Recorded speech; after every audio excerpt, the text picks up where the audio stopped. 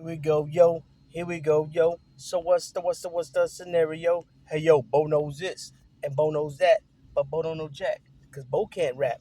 What's happening, everybody? You already know. Big Lou tapping back in with what it do with Big Lou and MCR two, baby. So first time you're coming to the channel, be highly appreciated. If you sub, like, to share the channel with your family, friends, folks, peoples, gente, buddies, pals, amigos, and like us, Puertorriqueños, Boricuas, Ibaritos, Portorros, PRs, Ricans say, panas, vaya. Also, be sure that when you hit that subscribe button, that you hit the notification bell and you hit the option of all. That way you get you're notified to each and every piece of content that this channel drops. If it's a pre-recorded video like what I'm doing here now, a shorts, or a live stream. Um, so pretty interesting uh, this week. What has come down regarding Vinny B, or Vinny from the Bronx, or how the media, what the media dubbed him as, Vinny Gorgeous, right? Of the Bonanos, one of the five families of New York. Uh, I did a video last week on regarding what's his name, Sakali, Dom Sakali, and I'll get more into that right now. But I'll speak more about it right now, somewhat, because I've already done a video on it. If you guys want to check that video, go back and check it out. It's the thumbnail has it's two guys. It says Vinny Basciano and Dom Sakali. They're like posted up together. Like I think Sakali has his arm somewhat wrapped around, like around his shoulder, to take a picture. Anyways, I spoke about in the video that Vincent Basciano was granted uh, a day in court. Now, I said that I wasn't sure if he was already granted a new trial or arguments were going to be heard from his side on their motion. You know what I mean? And then obviously the district, the federal government was going to speak and push back, right? Basically, or was he already granted a new trial? I wasn't aware.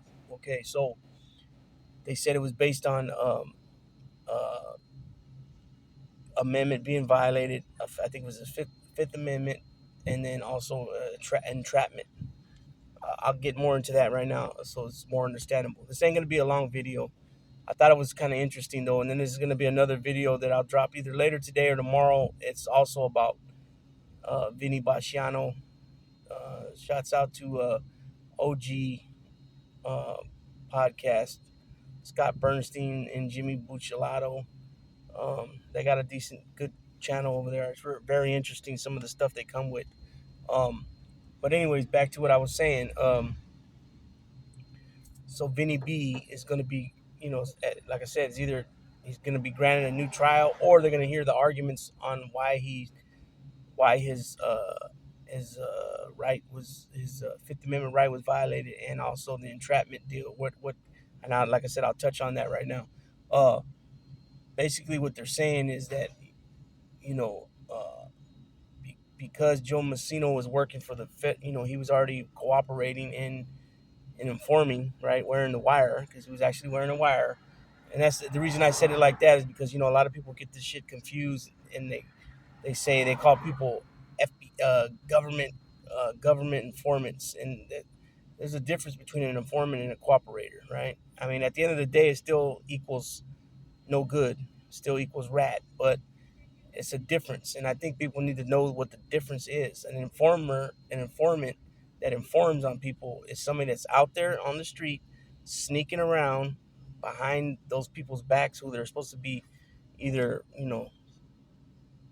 brothers in the crime family, in the under the CN as a brother, right? It doesn't matter what family you're from; you're all supposed to be brothers, right? Um, or a high level associate that's privy to a lot of inside information. And then you go back to your handler and you feed all the information that you've heard. If you're wearing a wire, then you turn in your tapes, depending on how far back it was. You turn in your little tapes, or I'm pretty sure now it's just straight wireless, and they get all the recordings, right? Um, that's an informant. An informant is somebody that feeds information to law enforcement, either state or federal, or state or federal, don't matter. Uh, or it could be even like, when I say federal, that covers a wide range of DEA, ATF, U.S. Marshals, the Fed, the FBI, um, all those things, Secret Service, anything like that. Then obviously the state, that's your police departments, your sheriff departments, uh, that type of stuff. Pro agency, pro office, the federal probation office, you could be feeding them information too, because they work hand in hand with the law enforcement. I mean, with the excuse me, not law, because they're law enforcement. They put together these little teams that where there be some from the FBI, some from the local police department, maybe some from the sheriff's department. You know, Pro will be there. All these different the DA's office investigators. They put these teams together, right, and they all work together. Um,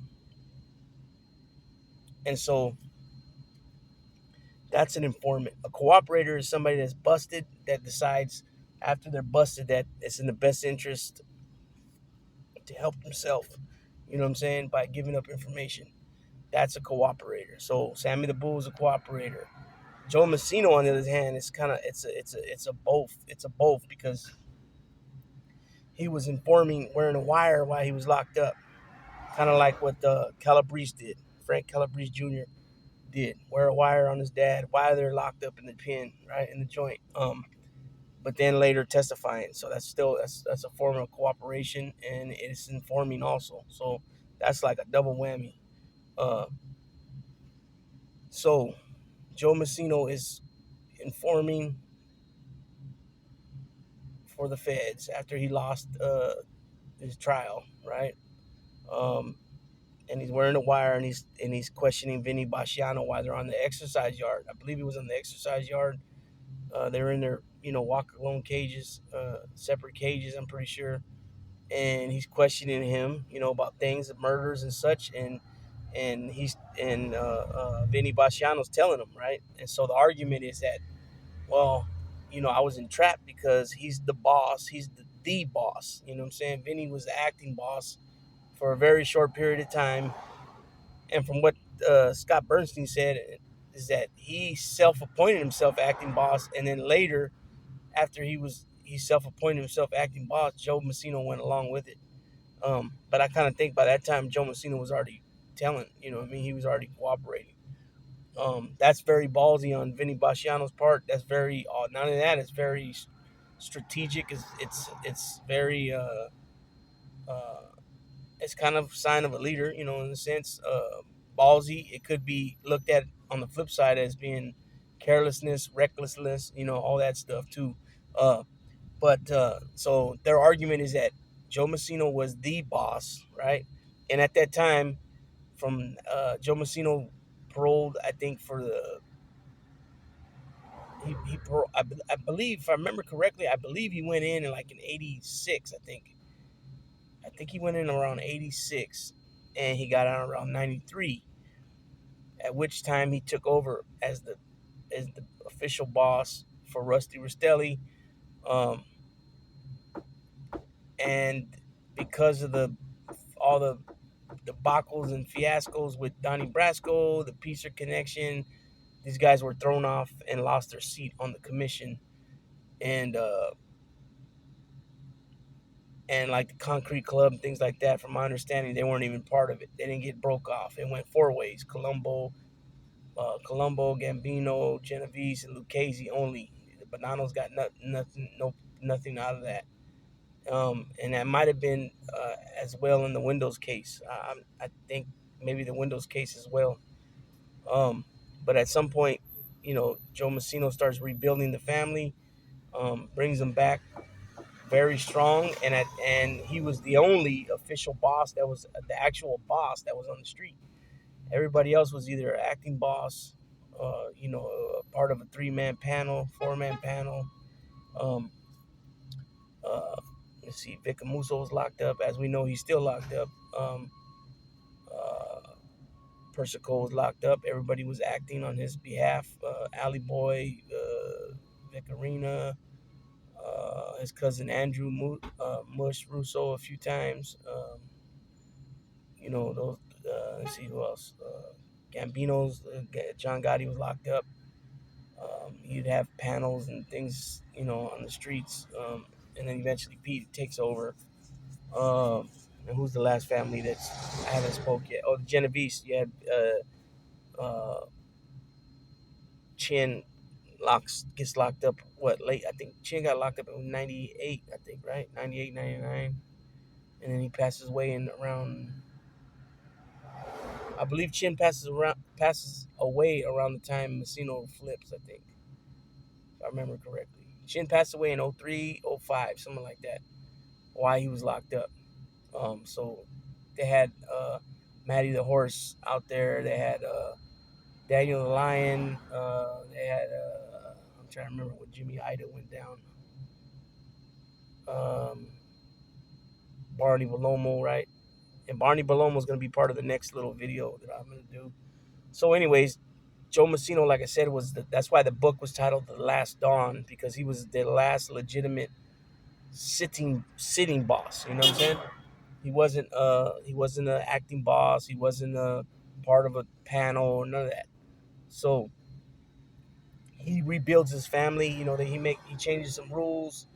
I believe he was one of the ones that changed the rules back to you had to be full-blooded Italian, or one parent had to be Sicilian, one parent had to be Italian, or straight Italian or straight Sicilian. One, it had to be uh, straight up under that Italian flag, right? Both parents. I believe he changed. I believe he was the one that changed that back. He also closed down social clubs, and um, I want to say too he changed some other rules as far as like wakes and funerals and weddings and things like that. As far as all the guys showing up, I think he designated to like just one person, maybe one person per crew or something like that, if I remember correctly on that one. Um, so, anyways, he rebuilds his family back. They get a commission seat back. He's pretty much the most, it's the Genovese family and the Bonanos that were the powerhouses at that time for about, like I said, he got out around 93, and then he got busted, I think, '03. Um, so, 10 years he was out, but he wasn't on top for 10 years as far as, them doing well. And then I've seen documentaries where when they speak about Sal Vitelli, his brother-in-law, and he was pretty much running things on behalf of Joe out there when Joe was on before Joe got out, and then Messino, and then once he was out, he was on parole, so he still ran some things for him. They talk about how they had to do what they had to do to start, you know, uh, getting revenue and stuff. And what they did was they started selling big dope. Supposedly, I don't know how legit that is. Um, but supposedly they started selling big time dope, and that helped them to get in pocket, to fatten up their pockets, and to go other, from there go other routes, which they supposedly did, and boom, now they're sitting on, pretty much the powerhouse family of New York, along with the Genovese, and uh, pretty much doing big things. You know what I mean? He had their family. They had a lot of big time earners, such as Richard Cantarella, Frank Coppola. They had Tony Graciano, Frank Lino, Patty from the Bronx. They had a lot of guys. They had a lot of captains. They were doing really well. You know what I'm saying? Really well as far as on that scale. And then they started doing the pump and dump schemes eventually, the parking garages, Joe Messino had his JNS.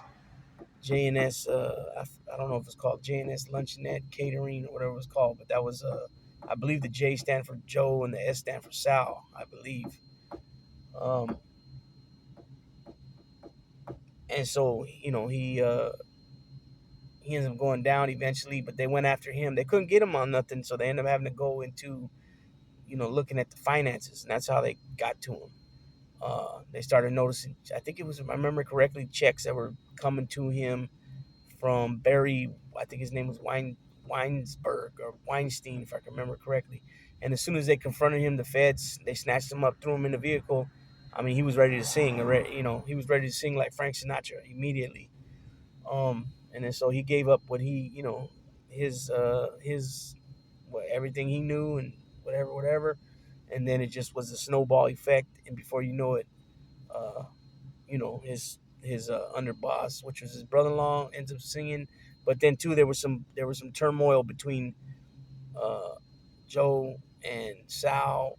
I think Joe wasn't liking how Sal was handling things, and he ended up putting I think if I remember correctly, he put a green light on him, and Sal caught wind of it somehow. I don't know if it was the FBI tipped him off about it, so he decides to roll. So this is your underboss, right? Your underboss. He might have been on the outs at the time, but he still was part of the administration at one time. He knew a lot of secrets. A lot of bodies were buried from back in the 80s. You know what I mean? He knew a lot of things about other people and other families, such as John Gotti and things like that. Um, and I think at one time, Richard Cantarella takes over as underboss. Um, and he was involved with help setting up his cousin Tony Mira, who was the one who originally brought Donnie Brasco into the Bananos, and he helped whack his cousin. Which, if you guys don't know, Richard Cantarella and his son, I think his name's Paul, his son, they had a reality show not too long ago. They're in Arizona, uh, and now his hair's all gray, but they used to call him Shellac Head. Um, big time earner, but he ended up flipping. Then Frank Coppola flipped, Frank Leno flipped, what was his name? Big Lou flipped. Um, Richard Cantarella's son flips. Uh, I know there was two or three more. I mean, pretty much like his whole administration told on himself. Oh, TG, I think TG was a consigliere at the time. He never flipped, but then eventually he was shelved. I think Mancuso shelved him later on for something that probably had to do with the what do you call that, the mob wives. So anyways, this is how I went all over. I said all that to say this is how Messino gets busted eventually, and it was a long investigation into him. It was even referenced in Sopranos when they were talking to Adriana, and the agent was talking to Adriana, and I think Adriana asked her, "Well, how long will I have to be doing this?" And the agent answered something like, "Well, in the Messino case, it was like 6, 7 years, something like it was something like that." Um, and so Joe Messino, like I said, he's locked up, and I don't know if he was in MCC or MCD or MDC, but he ends up losing trial. Um, he loses in trial. Now he's looking at the death penalty.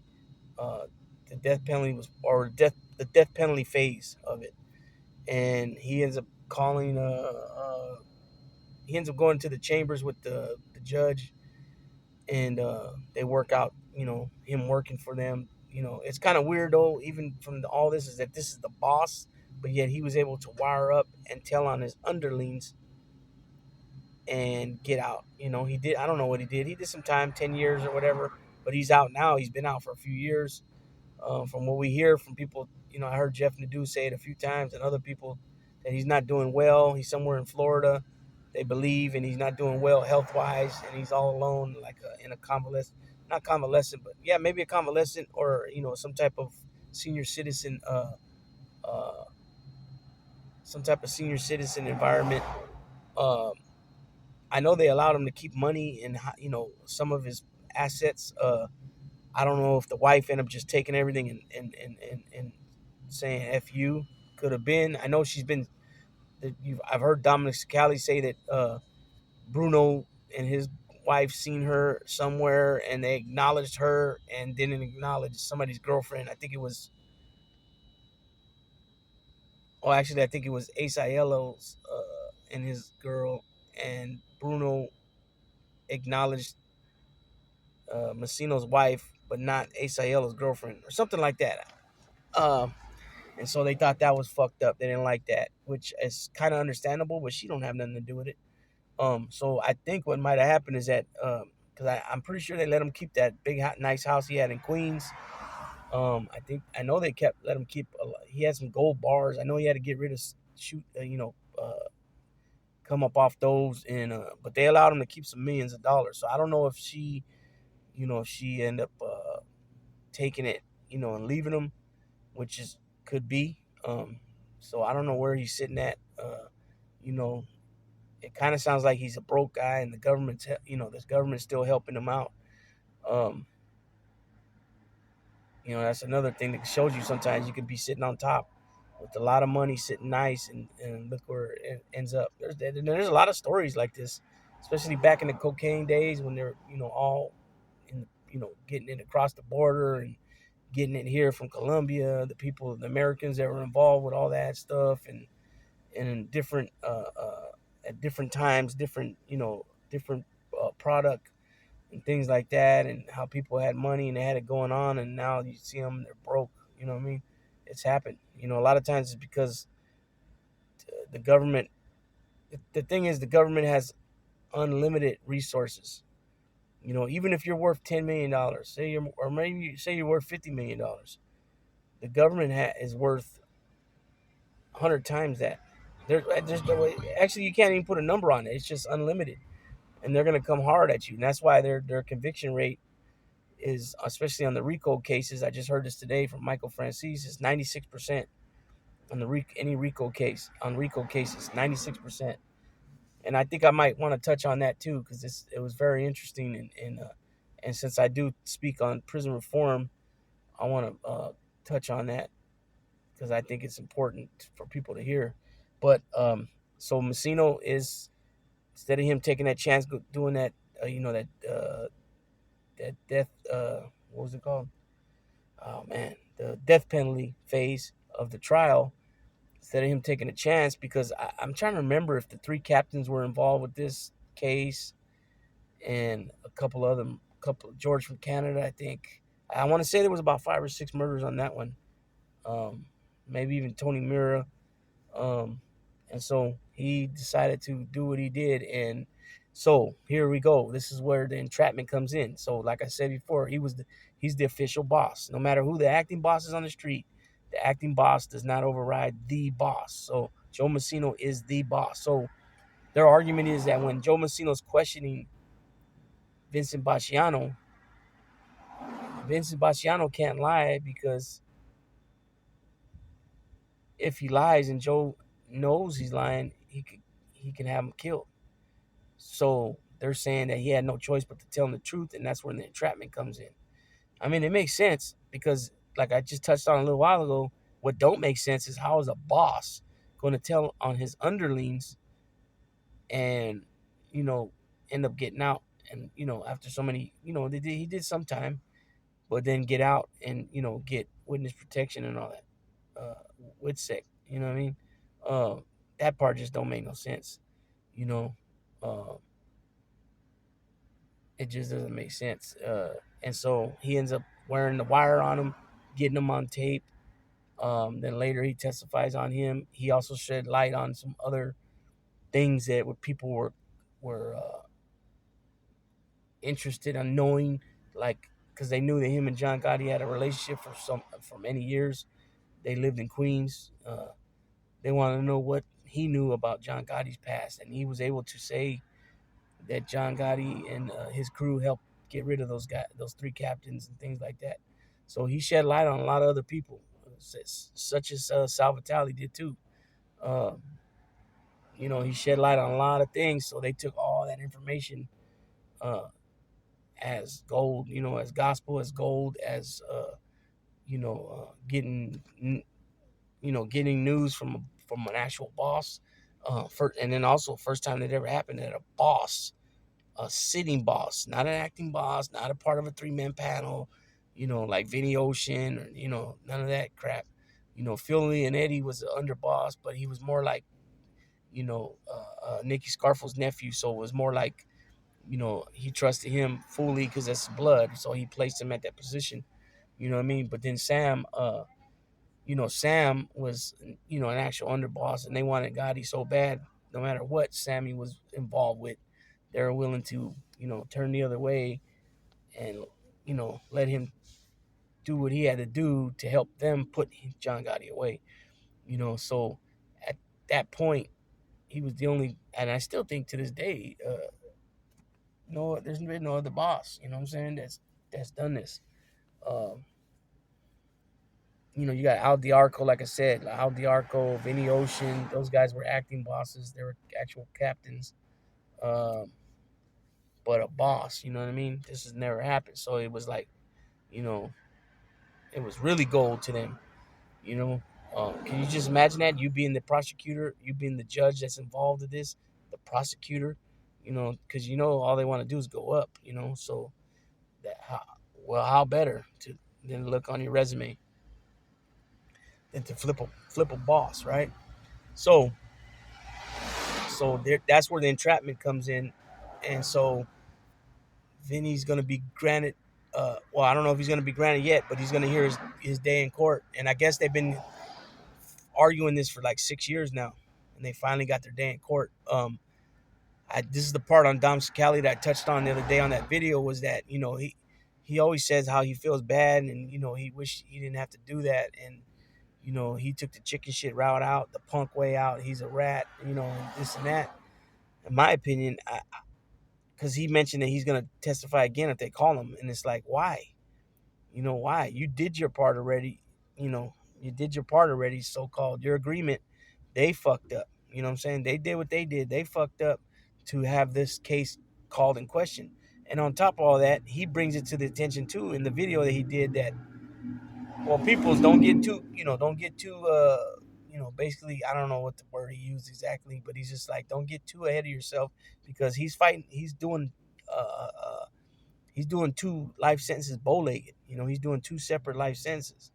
One is for the Randy Pizzola deal, and the other one is for the so-called hits on prosecutors, which Dom said too that he don't believe that was nothing legit really meant anything.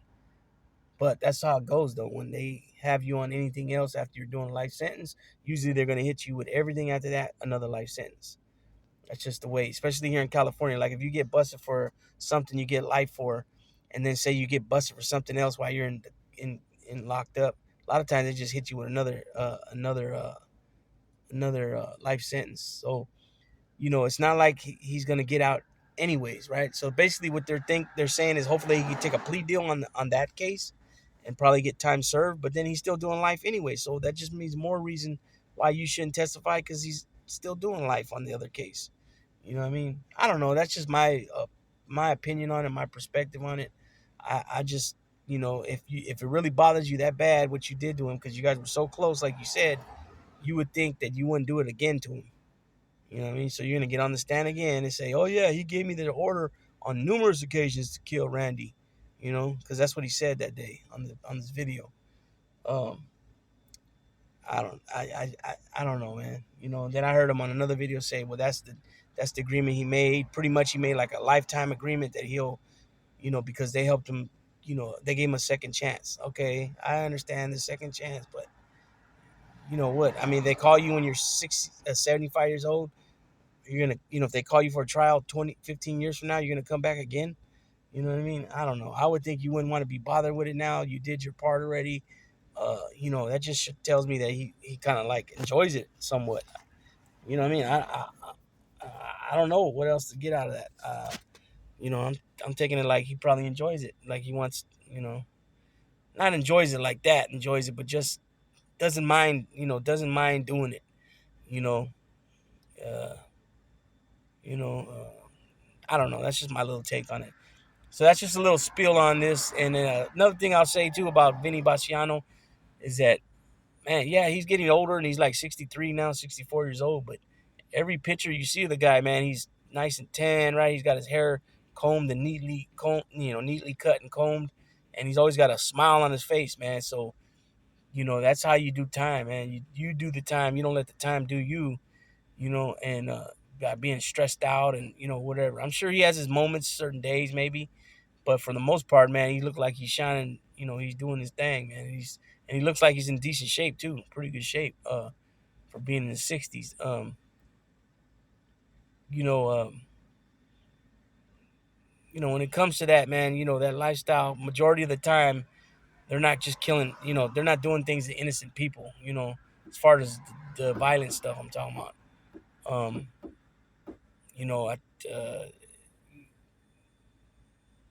these people that they're trying to hang them for, that type of deal. These people were involved and doing some of the same type of things, for many years as well. So it's just one of those things, man. Just I guess it just depends how you look at it and your perspective on things. But you know, just a little spill I wanted to drop about.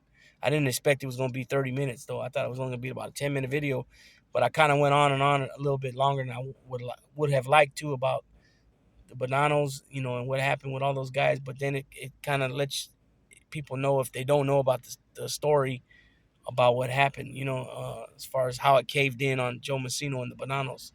You know what I mean? And they're in a mess. They're a mess to this day. You know what I mean? Because the guy that uh, Vinny decided to elevate from a soldier straight to an acting boss. Actually, he went from a soldier to an underboss and then an acting boss. And I don't see why somebody would do something like that when you have no type of experience running a crew, let alone a whole borgata, a whole family. You know what I mean? So it is what it is. But with that being said, Big Lou, we'll tap on out for now. Booyaka.